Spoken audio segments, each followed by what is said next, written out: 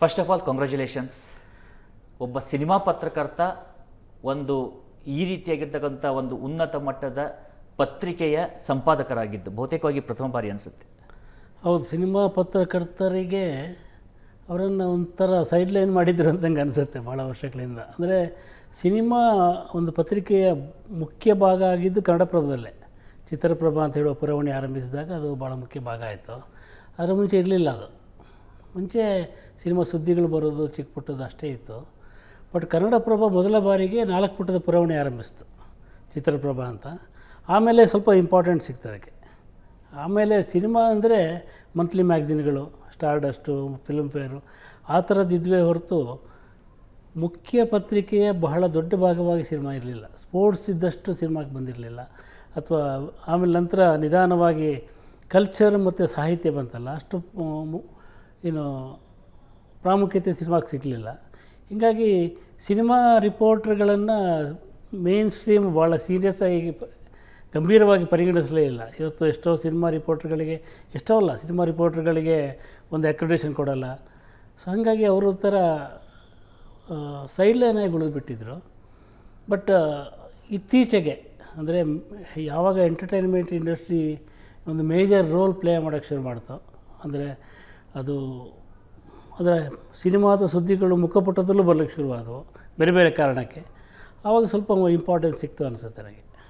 ಅಲ್ಲ, ಮನೋರಂಜನೆಯೇ ಮುಖ್ಯ ಆಗಿದ್ದೇ ಇದಕ್ಕೆ ಈ ರೀತಿಯಾದಂಥ ಬೆಳವಣಿಗೆಗೆ ಕಾರಣ ಅನಿಸುತ್ತಾ ನಿಮಗೆ? ಯಾಕಂದರೆ ಈಗ ನಾವು ಸಾಹಿತ್ಯ ಅಂತ ಬಂದಾಗ ಅಲ್ಲಿ ವಿಭಿನ್ನವಾಗಿರ್ತಕ್ಕಂಥ ಸಾಹಿತ್ಯ ಪ್ರಕಾರಗಳು ಬಂತು. ಬಂಡಾಯ ಸಾಹಿತ್ಯ ಬಂತು, ಇನ್ನೊಂದು ಕಡೆ ವಚನ ಸಾಹಿತ್ಯ ಇದೆ, ಇನ್ನೊಂದು ನೋಡಿದರೆ ನಾವು ಆದಿ ಕವಿಯಿಂದ ಶುರುವಾಗುವಂಥದ್ದು ಸಾಕಷ್ಟು ಆಯಾ ಸಾಮಾಜಿಕ ಕಾಲಘಟ್ಟದಲ್ಲಿ ಬದಲಾವಣೆಗಳಿಗೆ ಮತ್ತು ಆ ಬದಲಾವಣೆಯ ಭಾಗವಾಗಿ ಕಂಡುಕೊಳ್ತಾ ಬಂತು.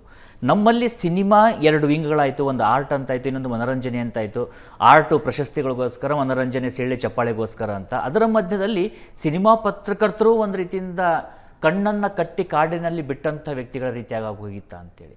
ಇಲ್ಲ, ಏನಾಗಿತ್ತು ಅಂದರೆ ನೋಡಿ, ಸಿನಿಮಾ ಯಾವಾಗ ಪತ್ರಕರ್ತನಿಗೆ ಒಂದು ಗೌರವ ಬರುತ್ತೆ ಅಂದರೆ ಅವನ ಮಾತಿಗೆ ಬೆಲೆ ಸಿಕ್ಕಾಗ. ಇವತ್ತು ನೀವೊಂದು ರಿವ್ಯೂ ಬರೆದು ಒಂದು ಸಿನಿಮಾನ ಗೆಲ್ಸೋಕ್ಕಾಗಲ್ಲ ಅಥವಾ ಸೋಲ್ಸೋಕ್ಕೂ ಆಗಲ್ಲ.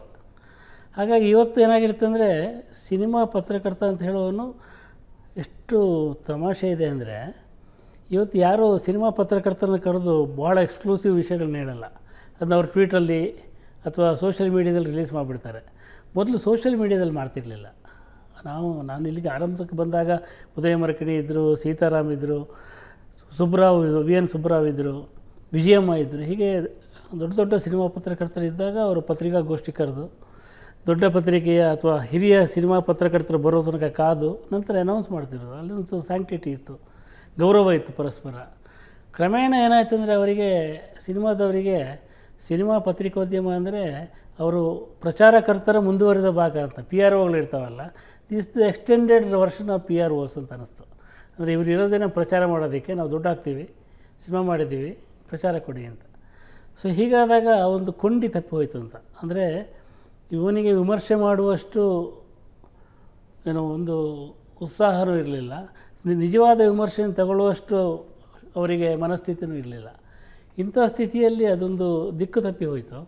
ಇವತ್ತು ಯಾವುದೇ ಪ್ರೆಸ್ ಮೀಟಿಗೆ ಹೋದರೆ ಸರ್ ಆ ಕಾಲದಲ್ಲಿ ಭಾಳ ಚೆನ್ನಾಗಿತ್ತಂತೆ ಅಂತ ಹೇಳ್ತಾರೆ. ಯಾಕಂದರೆ ಈ ಕಾಲದ ಪ್ರಶ್ನೆಗಳನ್ನು ತಡ್ಕೊಳ್ಳೋ ಶಕ್ತಿ ಇಲ್ಲ ಇವರಿಗೆ. ಅಂದರೆ ಇವ್ರ ಕತೆ ಏನು ಅಂತ ಹೇಳಲ್ಲ, ಅಥವಾ ಆ ಸಿನಿಮಾದ ಒಂದು ಅಂತಃಸತ್ವ ಇದೆಯಲ್ಲ ಅದನ್ನು ಹೇಳೋಕ್ಕೆ ಹೋಗಲ್ಲ ಅವರು. ಈಗೇನು ಹೇಳ್ತಾರೆ ಅಂದರೆ, ಸರ್ 400 crores ಬಜೆಟ್ ಹಾಕಿದ್ದೀವಿ ಅಂತ ಹೇಳ್ತಾರೆ. ಸಿನಿಮಾ ಮುಗಿದ ಮೇಲೆ ಸರ್ 400 ಹಾಕಿದ್ವಿ, 800 ಬಂತು ಅಂತಾರೆ. So it totally have become A business proposition.